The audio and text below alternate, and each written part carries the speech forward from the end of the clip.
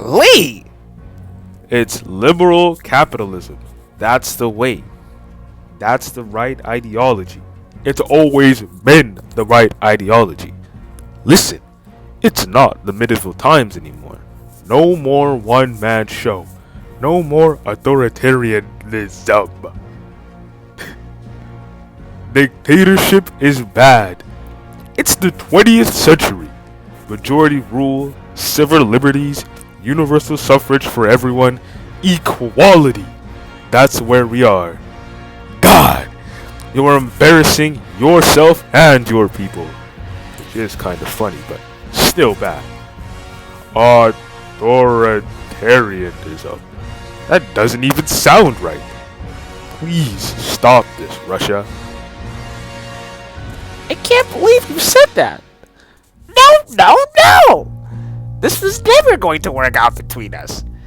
Thinking about private businesses makes me squeamish. Ew! Jeez, I want to rule by myself. Communism is good, and everyone should be on my side. You know, there's only one way to solve this debate, right? Yes, there is. And that's the...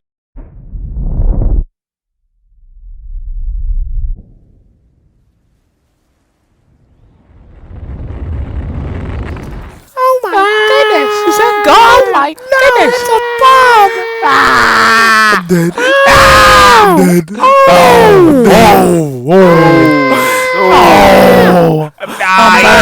I'm dying! I'm burning!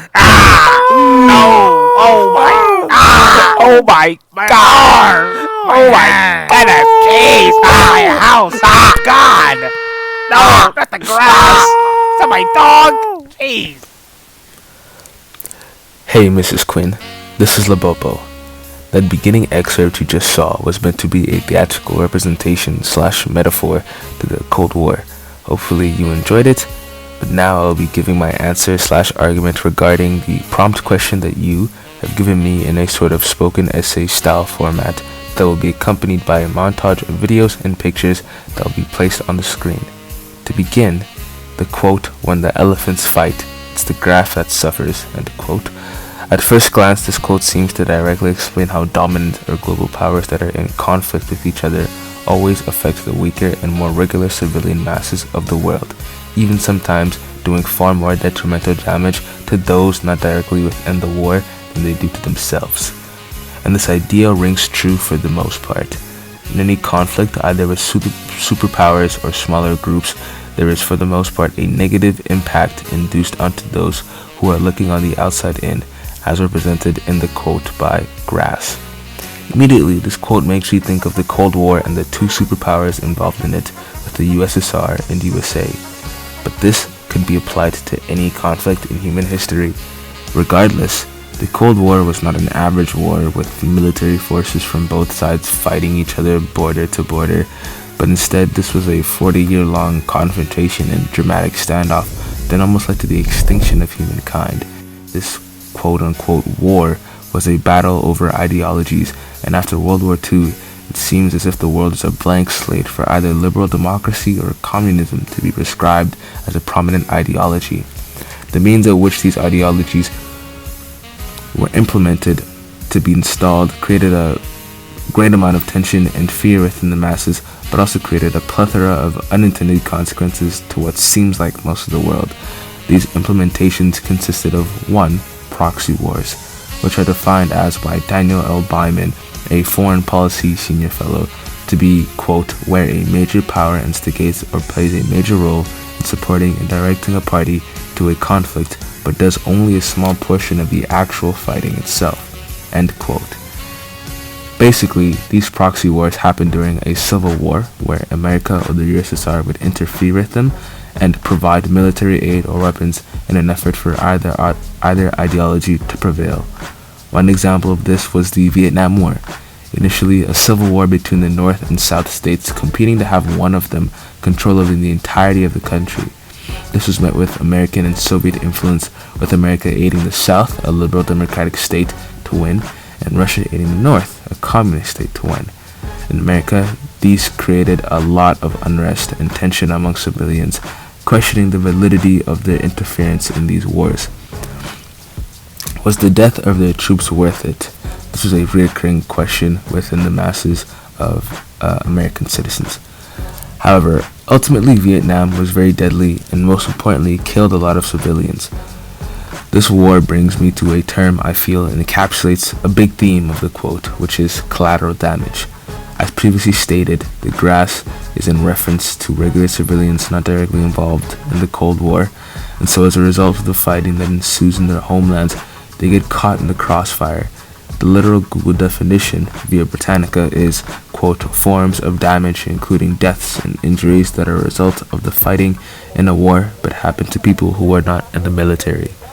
Collateral damage for me can be expanded further in its definition, including the civilian uncomfortability induced from the Cold War.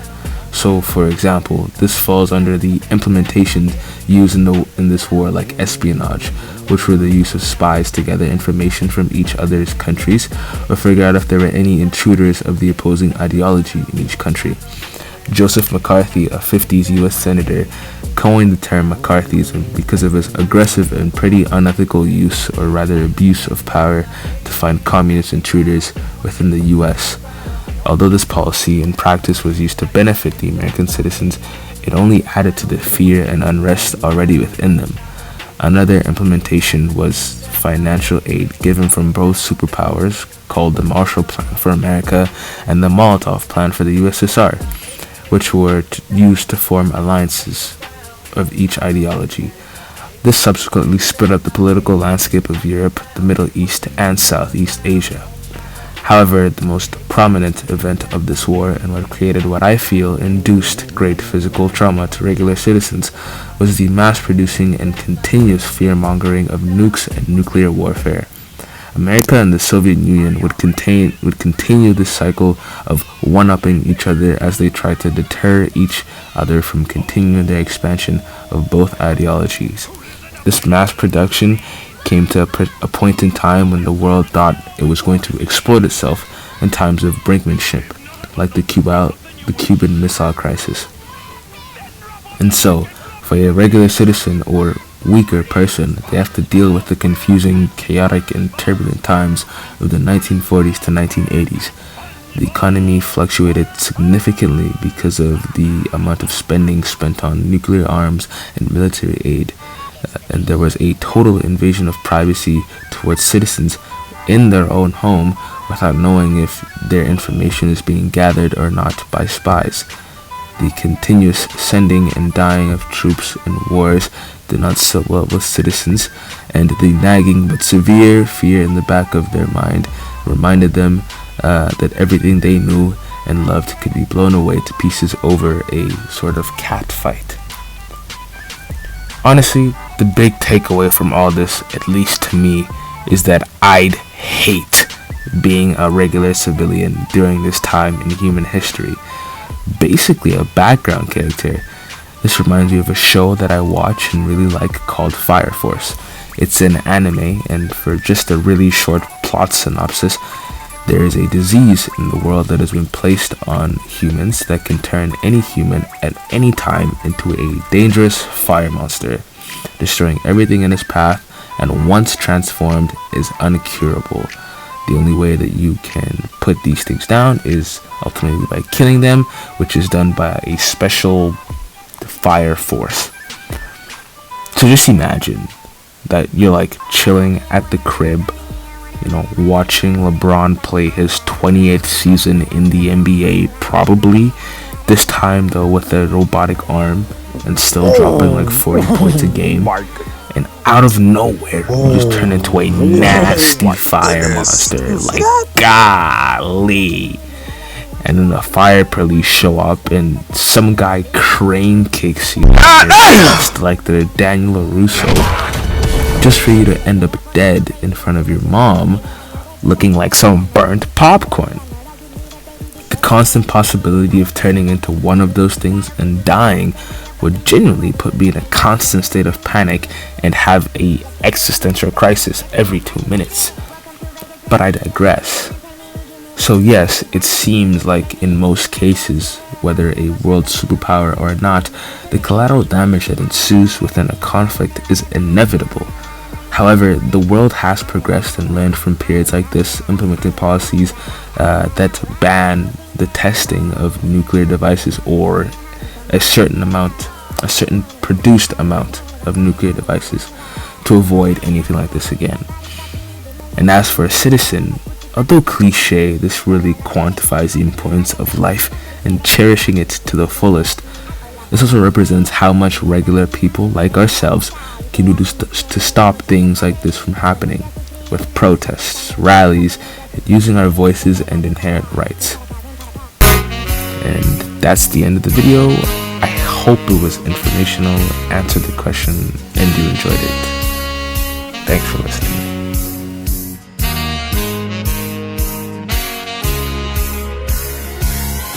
I live in a yellow submarine, a yellow submarine.